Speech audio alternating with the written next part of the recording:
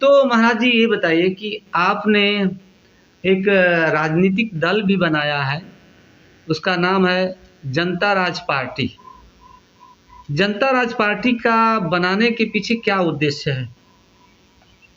देखिए, जनता राज पार्टी अभी चंचल खरवार जी अध्यक्ष हैं। जी जी उसमें सिद्धांत तो हमारे हैं। जी जी। हमारे सिद्धांत पर ही वो पार्टी बनवाई जो गई। चीजें बोल रहे हैं सब उसमें इंक्लूडेड है। हाँ, वो सब इंक्लूडेड है। जी हम लोग का तो मतलब जो जनता राज पार्टी है, जी तो उसका सिद्धांत तो इस तरह से है जी। कि नेता ही ना रहे, अच्छा, जनप्रतिनिधि ही नहीं रहे। अच्छा एक भी जनप्रतिनिधि की कोई जरूरत नहीं है। अच्छा अच्छा जनता को सीधे शासन व्यवस्था दे दी जाए। अच्छा। और इसके लिए ट्रांजिशन फेज खाली यही संधि समय यह आएगा हाँ हाँ। कि अभी जैसे पास होता है पार्लियामेंट से कोई भी प्रस्ताव जो लॉ बनता है, हाँ तो उसको जनता से भी पास कराया जाए। एक तो यह है, जी असेंबली में है वह है, तो यह बीच का स्टेज है। ऐसे ऐसे करने से क्या होगा कि जनता वोट देना सीख जाएगी, हर मुद्दे पर हाँ, जान जाएगी, धीरे धीरे वो जनता मैच्योर हो जाएगी। अच्छा अच्छा। इसके बाद जो है नेताओं को हम लोग समाप्त कर दें। नहीं, बिचौलिया रुपये जो नेता है उसको खत्म कर हाँ, देंगे। धीरे धीरे जी। मतलब उसको हम लोग समाप्त करते हैं एक एक लेवल पर। जैसे मान लीजिए पहले जो ग्राम सभा के लेवल पर है,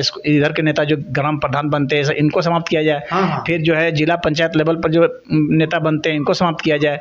फिर धीरे धीरे धीरे विधानसभा तक पहुंचा जाए। फिर जो है अंत में केंद्र वाला खत्म किया जाए। इस तरह से ग्रेजुअली इसको क्रमशः अच्छा खत्म कर दिया जाए और जनता को हैंड ओवर कर दिया जाए पावर। हाँ हाँ।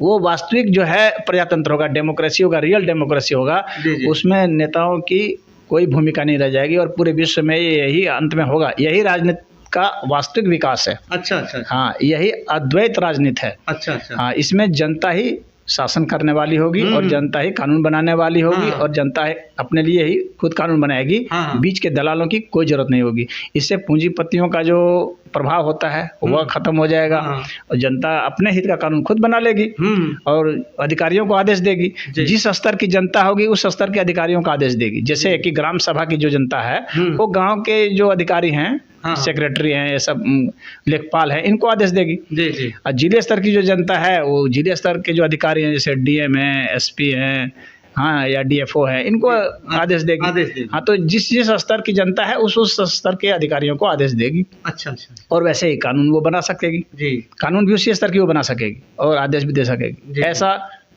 जनता राज पार्टी का परिकल्पना है। हाँ, ये परिकल्पना है, मतलब उसके मुद्दे में है शामिल। हाँ हाँ, मतलब इन फ्यूचर पॉसिबल भी है।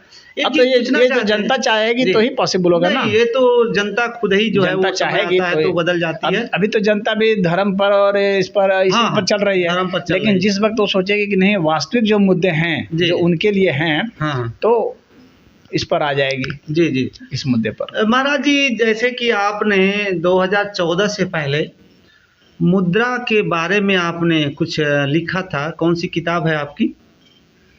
साथियों, मैं बता दूं कि यूजी महाराज ने लगभग 1 दर्जन किताबें विभिन्न क्षेत्रों से लिखी है और बहुत ही शोधपूर्ण है। लाइट ऑफ एशिया भी है और इसके अलावा इन्होंने जो है the light of the world है। और बहुत सी पुस्तकें हैं। बता दें थोड़ा कौन कौन सी पुस्तकें हैं?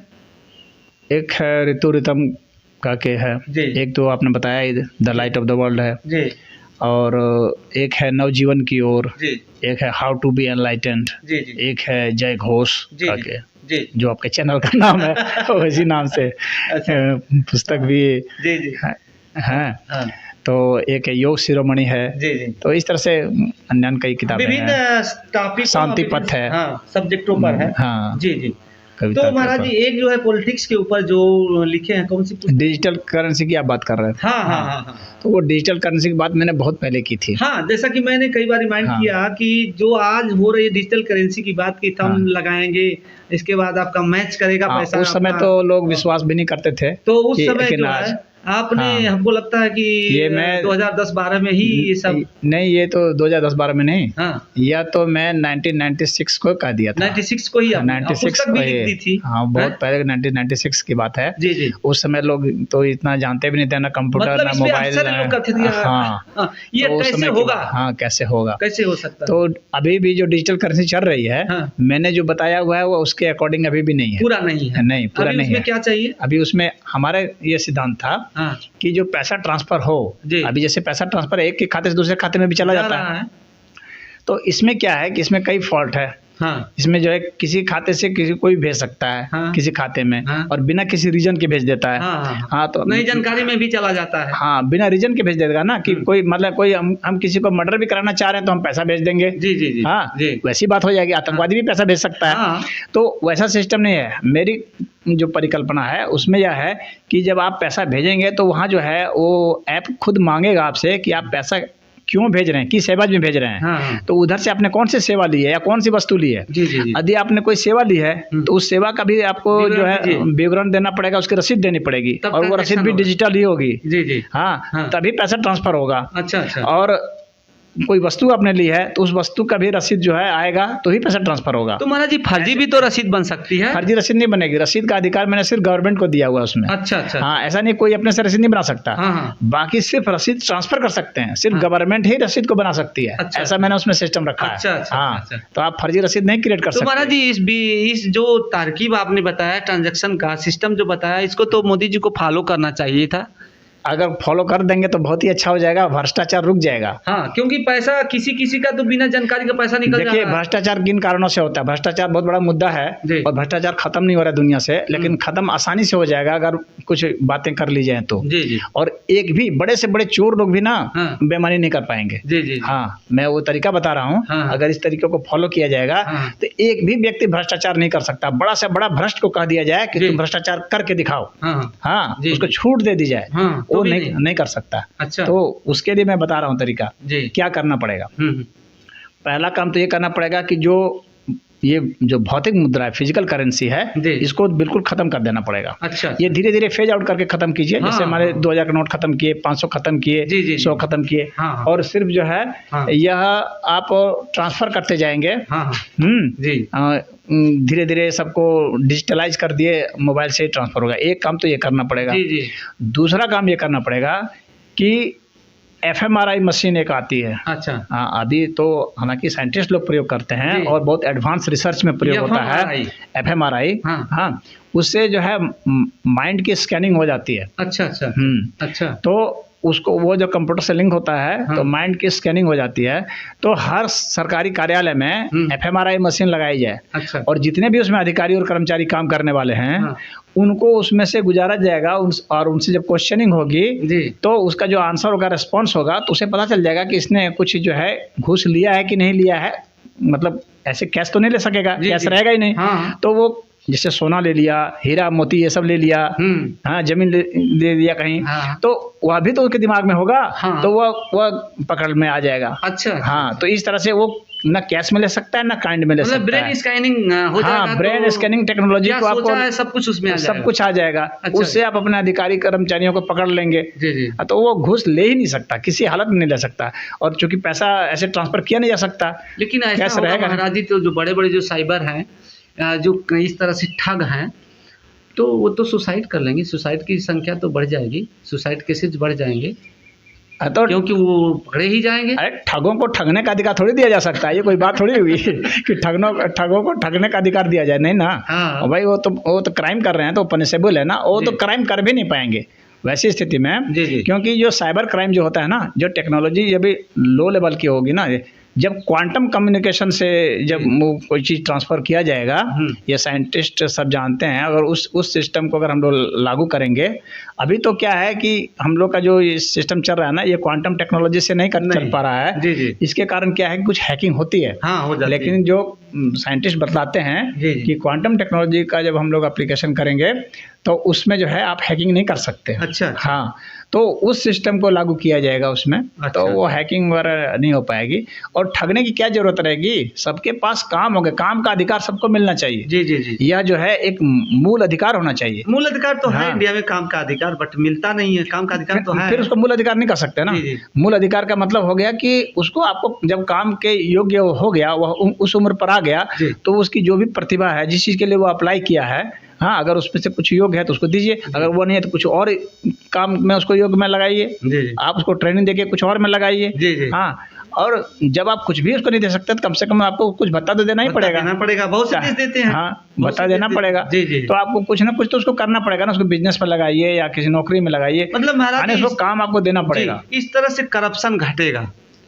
करप्शन घटेगा नहीं, हाँ। घटेगा मैंने कहूँगा खत्म होगा, खत्म हो जाएगा, जीरो हो जाएगा, करप्शन जीरो हो जाएगा बिल्कुल। अच्छा, घटेगा क्या मतलब, घटेगा मतलब फिर कुछ हो रहा है। हाँ हाँ, तो कुछ बाकी रहेगा, कुछ नहीं रहना चाहिए। जी। एक परसेंट भी नहीं होना चाहिए करप्शन। जी नहीं साथियों, अभी मैं यूस जी महाराज जो आध्यात्मिक, धार्मिक, समाजसेवी, साहित्यिक, सांस्कृतिक, योग से और राजनीति से इनका हर क्षेत्र में इनका संबंध है। अभी हम बातचीत कर रहे थे राजनीतिक भ्रष्टाचार दूर करने के लिए, और इन्होंने बहुत ही अच्छी अच्छी चीज़ें बताई कि राजनेताओं का चुनाव कैसे हो, और चुनाव होने के बाद अगर उनको ड्यूरेशन दिया जाता है, जो समय है, समन बाउंडेशन, टाइम बाउंडेशन, अगर वो नहीं करते हैं तो फिर उनको जो है सस्पेंड किया जाए। फिर जो है ध्वनि मत से जो उनका बिल पास होता है उनके हित में, उसको भी TADA या जो ट्रैवलिंग अलाउंस है या जो वेतन है उसको भी खत्म किया जाए। फिर जी, आपके पास अगर उतना दमखम नहीं है जी कि यहाँ से दिल्ली जा सकें जी, तो आप चुनाव मत लड़िए। आपको अपने कमाना है और कमा करके लगाना है। आचार्य चाणक्य जो थे जी वो तो वहाँ पर सेवा कर रहे थे ना, जी वो कहाँ तनख्वाह ले रहे थे? नहीं ले रहे थे ना, नहीं व्यक्तिगत कुछ नहीं ले रहे थे। नहीं। तब तो हमारे आचार्य चाणक्य जैसे कितने यहाँ पर आचार्य हैं, हाँ, बहुत जो बहुत सेवा दे सकते हैं। जी हाँ, जो 1 भी रुपया नहीं लेंगे। जी हाँ, कितने साधु लोग हैं जो 1 भी रुपया नहीं लेते हैं और अपना जीवन गुजर बसर कर रहे हैं ना। उनको जिम्मेवारी दी जाएगी तो वे काम नहीं करेंगे? जी बिल्कुल करेंगे। अभी आपने बताया कि जो साइबर ठग हैं, ये जो है करेंसी को धीरे धीरे सरकार को ख़त्म कर देना चाहिए। करेंसी जब ख़त्म हो जाएगी तो भ्रष्टाचार ख़त्म हो जाएगा। और लास्ट में आपने बताया कि सबको, देशवासियों को सबको काम का अधिकार मिलना चाहिए, राइट ऑफ वर्क ना महाराज जी। हाँ। इस तरह से जो 4 बिंदु आपने दिया है, यह बहुत ही महत्वपूर्ण बिंदु है। जी बताएं। जो मैं बतलाना चाहता हूँ, जो आपने कवर नहीं किया है जी, कि हम लोग जो है आज जो है आर्थिक विषमता काफ़ी है जी। हम लोगों ने छोर खुले छोड़ रखे हैं। एक है कि कोई कितना भी कमा ले, हाँ। और एक छोर है कि कोई कितना भी गंवा ले। समझ रहे हैं? हाँ। तो हम लोगों ने कोई सीमा रेखा नहीं खींची है जी। यह बहुत ही गलत व्यवहार हो रहा है आर्थिक रूप से। जी। एक हम लोग को सीमा रेखा खींचनी चाहिए, और उसको मैं कहता हूँ आनुपातिक समाजवाद। जी। Proportional socialism. हाँ, तो हाँ। इसके लिए किताब भी आपने लिखा है ना? हाँ, मैंने वो किताब लिखा है, लेख भी लिखा है। ऋतुरितम में भी इसको मैंने इसका वर्णन है। हाँ, इसका वर्णन किया है। तो प्रोपोर्शनल सोशलिज्म बहुत जरूरी है। एक 20 और 1 के अनुपात में ही धन होना चाहिए। जी। मतलब कहने का मतलब है कि अगर हम पूरे देश के सभी लोगों का धन रिकॉर्ड कर लें, जी, कि किसके पास कितना अचल संपत्ति है, सबका एक मतलब लिस्ट बना लें, और उसके बाद क्या करें कि देखिए कि कितना, अभी तो जितनी संख्या है उतना हो जाएगा। हाँ। जितने देश में जितने लोग हैं उतना हो जाएगा। हाँ। अब इसको क्या करना है, हमको 20 और 1 के रेंज में लाना है। अच्छा। कहने का मतलब यह है कि सबसे ऊपर के खाते से हमको सबसे नीचे के खाते में धन ट्रांसफर करना है। अच्छा। हाँ, ऐसा एक बार हम लोग करेंगे। हाँ। और उसको एक कंप्यूटर के माध्यम से हो जाएगा। हाँ।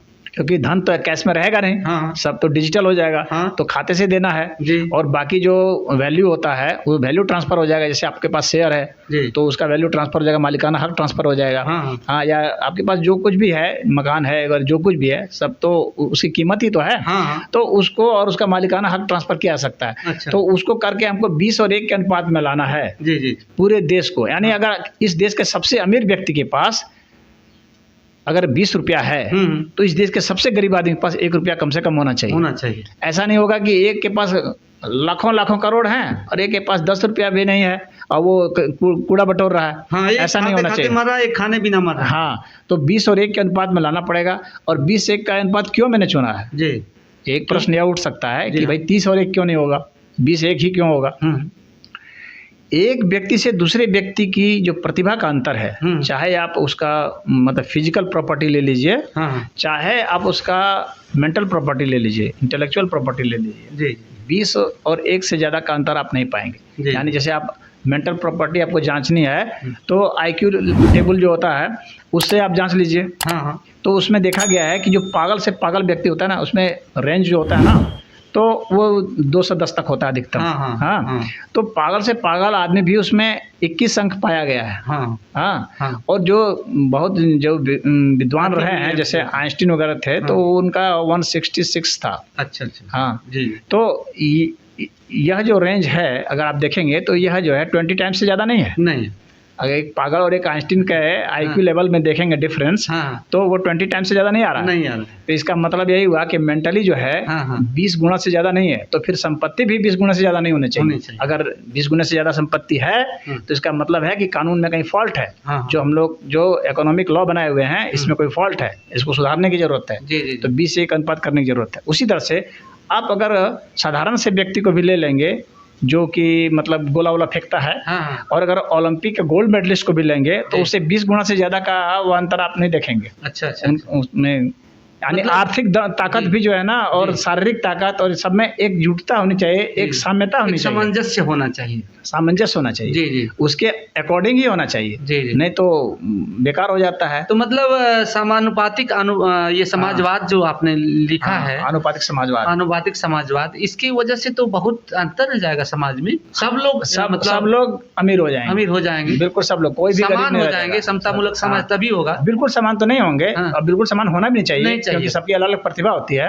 हाँ, उसके प्रतिभा का भी हमको स्थान देना है, जी। लेकिन प्रतिभा जितनी होती है उतना ही हाँ, स्थान होना देना चाहिए। है। यानी कि प्रतिभा उसकी 1 गुण है तो आप उसको स्थान दिए हुए 1000 गुण है, जी, जी। तो वह जो है वो डिफॉर्मिटी है। हाँ, अतिशयोक्ति है। हाँ, वह वैसा नहीं होना चाहिए। जी, जी, जी। तो इसीलिए अनुपातिक समाजवाद की बात मैंने की है, जिसमें 20 और 1 का ही कानून लागू किया जाना चाहिए। जी। ये गवर्नमेंट करे, पब्लिक मूवमेंट हो, जी, जी। या जनता राज पार्टी को भी समर्थन दें, जी, जी। या कोई भी पार्टी जो इस बात को कहती है उसको समर्थन दें। हम जी। लोग को कोई एतराज नहीं है कि कुछ होना चाहिए कानून। जी, कहने का मतलब सीधा ही जी, है, जी। गरीबी दूर होनी चाहिए। तो महाराज जी, जो आपने पॉलिटिक्स की इतनी बड़ी बड़ी खामियों को आपने देखा है, और समस्याओं को समाज की जो है उनको दूर करने के लिए आपने बहुत से अच्छे मुद्दे बताए हैं। इस चीज़ को भारत के प्रधानमंत्री को स्वीकार करना चाहिए। महाराज जी, यदि आपको मौका मिलेगा तो इस बात को रख सकते हैं प्रधानमंत्री के सामने? मैं तो पूरी दुनिया में किसी के सामने भी रख सकता हूँ, हमारे देश के प्रधानमंत्री हों या राष्ट्रपति हों, अमेरिका के राष्ट्रपति हों। हाँ, हाँ। जब इस बात को कहना है, जी। क्योंकि ये एक देश के लिए नहीं है, ये सभी देश के लिए है, जी, जी। पूरे वर्ल्ड के लिए है। जो जी। मैं बता रहा हूँ बात, जी। ये बात किसी एक देश विशेष के लिए नहीं है, पूरी मानव जाति के पूरी लिए। मानव जाति के लिए जी, है। तो जी। ये किसी भी देश में लागू होगा तो वहाँ पर ये भला हो जाएगा। जी, जी। हाँ, क्योंकि ये देखिए, राजनीतिक अधिकार भी सबको मिलना चाहिए। जी, जी। जनता को तभी ना प्रजातंत्र मानेंगे, हाँ, कि फिर जब क्या? जनता को भी कानून बनाने का अधिकार मिले, हाँ। जनता को भी अधिकारियों को आदेश देने का अधिकार मिले, जनता और द्वारा डायरेक्ट जनता के मिले, लिए। डायरेक्ट मिले। जी, जी। हाँ। तो ऐसा होगा तभी प्रजातंत्र मानेंगे। उसी तरह से आर्थिक व्यवस्था भी तभी होगी जब लोगों को उसकी प्रतिभा के हिसाब से काम मिल जाएगा। जी, जी। अगर ऐसा नहीं होता है तो फिर इसका मतलब हम लोग का इकोनॉमिक सिस्टम में दोष है, दोष और उसको दूर करना जी, है। जी। और ये दोष आप पाएंगे हर देश में है, हर पूरी देश दुनिया के हर देश में है, इसलिए हर जगह गरीबी भुखमरी है। हाँ, हाँ, हाँ। हाँ, अमेरिका में बहुत आर्थिक विषमता है, हाँ। बहुत लोग वहाँ पर रह रहे हैं, जी, जी। टेंटों में रह रहे हैं, बाहर रैन बसेरों में रह हाँ, रहे हैं। हाँ, हाँ। भूखमरी के शिकार हाँ, हैं। बहुत भुखमरी के कुपोषण शिकार, के शिकार हैं। बिल्कुल बिल्कुल। तो साथियों, अभी हम यहाँ पे लखेश्वर ब्रह्म आश्रम आयुर्वेद ट्रस्ट सोनारिया जंगल में उपस्थित हुए हैं, और आपसे मैं बात करा रहे थे यूसुफ जी महाराज, जो बहुत विद्वान हैं और धर्म, साहित्य, अध्यात्म, राजनीति, समाज सेवा, साहित्य सेवा, सब में इनकी बहुत अच्छी पहचान है। और आप जो है, जो चीज़ें आज डिजिटल करेंसी की बात कर रहे हैं, महाराज जी ने जो है 2010 के आसपास या उससे पहले 96 में ही उसकी परिकल्पना ही नहीं बल्कि पुस्तक भी लिख डाली थी। तो यह आश्चर्य का विषय है। लेकिन बताइए कि इतना एडवांस आप सोचते हैं कि सारा कुछ अभी बताया सॉल्यूशन, कि जो डिजिटल हैकिंग होती है या डिजिटल करेंसी का जो चोरी होता है उसका भी सॉल्यूशन आपने बताया कि अगर इस तरह से होगा तो पूरा जो है समाज जो है इससे बच जाएगा, करेंसी ख़त्म कर दी जाए। तो ये तो बहुत अच्छी सुझाव थी। साथियों, आप महाराज जी का जो विचार है देखिए, अधिक से अधिक लाइक करिए, सब्सक्राइब करिए, और हम तो कहेंगे कि एक बार महाराज जी से अवश्य मिलिए, और मिल करके आप संतुष्ट हो जाएंगे, जीवन को अपना सुखमय बना देंगे, और आपका जो विचार है हर जगह आदरणीय, सम्माननीय हो जाएगा। इसी के साथ नमस्कार, प्रणाम।